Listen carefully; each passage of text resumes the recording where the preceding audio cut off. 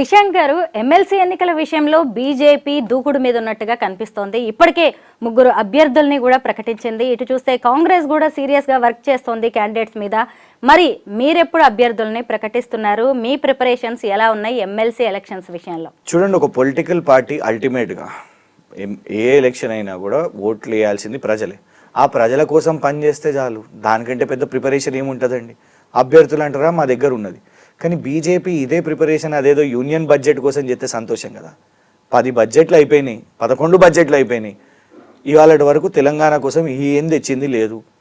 మళ్ళీ ఇవాళకి ఇంకా బోనస్ ఏంటంటే, నాకు తెలిసి రికార్డు స్థాయిలో 15 సంవత్సరాల ప్రభుత్వం కాబోతుంది వాళ్ళది. ఇంకా ఈ 5 సంవత్సరాలైనా రేపు వచ్చే యూనియన్ బడ్జెట్లనన్నా తీసుకొని రండి. ఎంతసేపు ఓట్లు కావాలి, మాకు తెలంగాణ ఓట్లు కావాలి, తెలంగాణ కావాలి. కానీ మేము కేంద్రం నుంచి ఇది తీసుకొని వస్తాం, రద్దు చేసిన ఐటీఐఆర్ తీసుకొని వస్తాం, ఓ జాతీయ హోదా ప్రాజెక్ట్ ఇస్తాం, ఓ నిధులు ఇస్తాం, ఏదైనా ఇస్తామని గదనే చేయండి.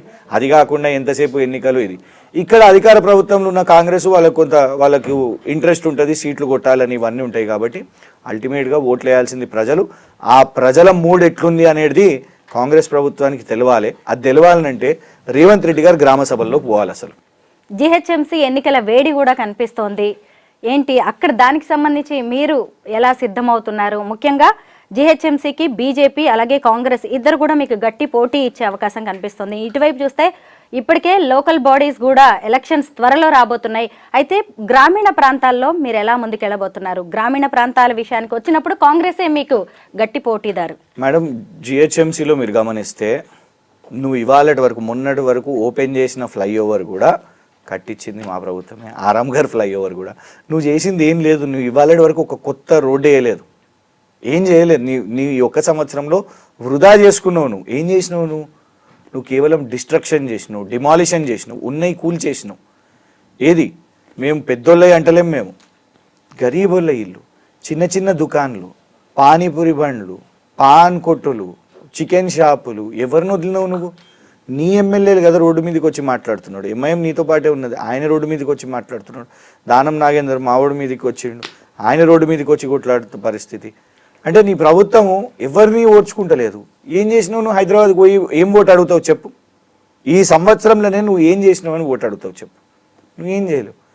ఉల్టా మా ఏమన్నా పనులుంటే దానికి చెప్పుకొని నువ్వు నిస్సిగ్గుగా 50,000 ఉద్యోగాలు మేము ఇచ్చినాయి మా ప్రభుత్వ హయాంలో నోటిఫికేషన్ వేసి భర్తీ చేసి సర్టిఫికేట్ వెరిఫికేషన్ చేస్తే నీ పార్టీ నాయకులతోని నువ్వు కేసులు వేపించి అడ్డుకొని ఇవాళ నువ్వు ఇచ్చి ఫోటోలు దిగుతున్నావు. ఇప్పుడు హైదరాబాద్లో కూడా నువ్వు అదే చెప్తావు. ఇగో ఈ ఫ్లైఓవర్ నా ఫోటో, నేనే రిబ్బన్ కట్ చేసినా అని చెప్పగలుగుతావు. కానీ నువ్వు కట్టించినావు అని చెప్తే నమ్ముతారా? ఆ యువత నమ్ముతున్నదా? ఏ యువత అయితే రాహుల్ గాంధీతో బిర్యానీ తిన్నదో వాళ్ళు సూటిగా అడుగుతున్నారు. నీకు దమ్ముంటే నువ్వు ఈ ఒక్క సంవత్సరంలో 2 లక్షల ఉద్యోగాలు నువ్వు స్టార్ట్ అయింది, నువ్వు నోటిఫికేషన్ వేసి నువ్వు ఇచ్చింది చెప్పు చూద్దాం. చెప్పలేవు నువ్వు. ఇది హైదరాబాద్ సంగతి. హైదరాబాద్లో నువ్వు చేసింది ఏం లేదు. ఇక పోగా మనము గ్రామాల్లో మేము పోయి ఓటు అడగాల్సిన అవసరం లేదండి. ఇవాళ వీళ్ళు ఇచ్చిన తప్పుడు హామీలు. కేసీఆర్కి మీరు ఓటెత్తే 10,000 వస్తాయి, అప్పుడు మేము ఇంకా 12 మేము హామీ ఇచ్చినాం, రైతు బంధు వస్తుంది. కానీ మేము వస్తే 15,000 రైతు భరోసా వస్తుంది అనేసి వచ్చిందా? మొన్న ఒక సంవత్సరంలో పెట్టి వాళ్ళు ఎన్నికలు అన్ని ఎన్నికలు పెట్టేసాయి. దమ్ముంటే చూద్దాం నీ రెఫరెండం. ఇవాళ రైతు భరోసా పేరు మీద నేను 2024 సంవత్సరానికి నేను అసలు ₹1 కూడా ఇవ్వలేదు. అడుగు, నిజంగా ఓటేస్తారా? రుణమాఫీ ఇట్లా పెట్టుబడులు ఇన్ని 1,79,000 అని చెప్పుకుంటున్నావు కదా, అట్లనే ఎన్ని రుణమాఫీ ఏ పలానా ఎల్లన్నకు మల్లన్నకు వీళ్ళకి వచ్చిందా, పోచేయకు వీళ్ళకి వచ్చిందా, ఎవరెవరికి వచ్చిందో లిస్టులు అవన్నీ పెట్టు, బయట తెలుస్తుంది. ఒక్కొక్క ఊరు గ్రామంలో వాళ్ళే చెప్తున్నారు మాకు రాలేదని. ఓట్లు కాదాడ, చాలా దారుణమైన ఆవేశంలో ఉన్నారు వాళ్ళు. నో రుణమాఫీ, నో రైతు భరోసా. ఇక రేపు ఎండాకాలం మాకు భయం ఒకటి ఏంటంటే, చూడండి అల్టిమేట్గా రాజకీయాల్లో ఈ విమర్శలు ప్రతి విమర్శలు ఇవి ఉంటాయి. అలా కామెడీలు, వాళ్ళ ఈనో ప్యాకెట్లు ఇవన్నీ చిల్లర విమర్శలు ఉంటాయి. కానీ అల్టిమేట్గా మనం జవాబుదారి ఎవరికండి? వాళ్ళు ఏమనుకుంటున్నారు అంటే, ఇవాళ మా మీద ఏదో కార్టూన్లు చేసి గెలిచేసినాం కావచ్చు ఇవాళ అని అనుకుంటారు. గెలవాల్సింది మన రాష్ట్రం, గెలవాల్సింది మన ప్రజలు. ఒక్కొక్క ప్రాణం పోతూ ఉంటే విషాదం మనకుంటుంది. ఒక మహిళ మీద ఇవాళ లైంగిక దాడి హైదరాబాద్లో జరుగుతుంది అని అంటే రాష్ట్ర ముఖ్యమంత్రి అయిన హోంమంత్రి కూడా ఆయన మాట్లాడతలేడు అంటే అక్కడ మనం తలదించుకోవాలి. గురుకుల పాఠశాలల్లో ఇవాళ పిల్లలు చనిపోతుంటే రేవంత్ రెడ్డి కనీసం మాట్లాడతలేడు అంటే అక్కడ మనం తలదించుకోవాలి. ఆటో అన్నలు నువ్వు తెచ్చిన ఒక స్కీమ్ వల్ల ఆటో అన్నలు ఇవాళ వాళ్ళు ఆత్మహత్యలు చేసుకున్నారు అంటే తలదించుకోవాలి. మళ్ళా చేనేత ఆత్మహత్యలు ఇవాళ అవుతున్నాయంటే, ఫ్లోరోసిస్ అవుతుంది అని అంటే ఇవాళ మళ్ళా మొదలవుతున్నది అని మనం పేపర్లలో చదువుతున్నామంటే దానికి తలదించుకోవాలి రేవంత్ రెడ్డి ప్రభుత్వం. సో అల్టిమేట్గా నువ్వు గెలిపించాల్సింది ప్రజలను. నువ్వు ఆ ప్రజలకు నువ్వు గెలిపిస్తే వాళ్ళు రేపు నేను ఎన్నికల్లో గెలిపిస్తారు. నువ్వు అది కాకుండా నేను చేసేసిన, నేను అయిపోయింది, రైతు బంధు ఎవరన్నా అడిగితే చెప్పుతో కొడతాం, కేసులు వేస్తాం, బొక్కలు వేస్తాం, ఇవన్నీ నువ్వు అన్నావు అనుకో, వాళ్ళు సరైన సమయంలో జవాబు చెప్తారు. అల్టిమేట్గా people's verdict is the final verdict. Krishank గారు, కాంగ్రెస్ ప్రభుత్వం అధికారంలోకి వచ్చాక తెలంగాణ రాష్ట్రం లంచాలకు అవినీతికి కేర్ ఆఫ్ అడ్రస్ గా మారింది, అడ్డాగా మారింది అని బీజేపీ ఎమ్మెల్యే రాజా సింగ్ ఆరోపణలు చేస్తున్నారు. ఆయన విమర్శలతో మీరు ఏకీభవిస్తారా? ఆయన విమర్శలతో ఏకీభవించడం కాదండి, వాళ్ళను ఆ విమర్శ వాళ్ళ కేంద్రంలో అధికారంలో ఉన్నోళ్ళు కదా, ఉట్టి మాటలకు ఎందుకు ఉన్నారు?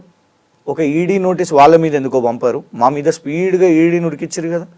పొంగులేటి గారి మీద ఈడీ రేడ్ అయింది, ఇవాళ వరకు ఒక మాటనన్న మాట్లాడిరా? నంబర్ 1. నంబర్ 2, రేవంత్ రెడ్డి గారి మీద మహేశ్వర్ రెడ్డి గారు, మేము ఇచ్చినాం డీటెయిల్స్ అవన్నీ కూడా, సొంత బావమరిదితోని నువ్వు అమృత్ కాంట్రాక్ట్ చేసుకున్నావు 1137 కోట్లు ఒప్పందాలు, రైట్? మరి దాని మీద విచారణ ఎందుకు లేదు? రాజాసింగ్ గారు ఏందండి, ఈటల రాజేందర్ గారు కూడా మొన్న అన్నారు ఒక మంత్రి గారు సతీమణి కమిషన్లు తీసుకుంటున్నారు అని. పేరు చెప్పండి, విచారణ చేపియండి. ఉట్టిగా ఎందుకు కలిసి ఉన్నారా అని డౌట్ వస్తున్నది. ఒకళ్ళు రాజాసింగ్ గారు ఆహా అని ప్రశ్నిస్తారు, అనేసి బండి సంజయ్ గారు, రఘునందన్ రావు గారు డిఫెన్స్కి వస్తారు, కిషన్ రెడ్డి గారు సపోర్ట్కి వస్తారు. గిట్లనే ఉన్నది వీళ్ళ వ్యవహారం. ఒకళ్ళు ప్రశ్నిస్తారు, ఇంకొకళ్ళు ఆ అండర్స్టాండింగ్లో కనబడుతున్నది. కానీ మేము చెప్పేది ఏంటంటే 2012లో అవుట్లుక్ అనే మ్యాగజైన్లో cover page photo scam capital of India అని హైదరాబాద్ ఉండే. అప్పుడు ఎవరు ప్రభుత్వంలో ఉన్నారు? కాంగ్రెస్ ప్రభుత్వం. ఇవాళ మళ్ళా స్కామ్ కంపెనీలను, కమిషన్లను తీసుకొని వచ్చి మళ్ళా అదే పరిస్థితి తీసుకొని రావాలనుకుంటుందా ఈ నగరాన్ని, ఈ రాష్ట్రాన్ని? మాకు భయమేస్తున్నది. Thank you so much Krishank గారు. దావోస్ పర్యటనకి సంబంధించి అనేక విషయాలను మాతో షేర్ చేసుకున్నందుకు థ్యాంక్ యూ సో మచ్.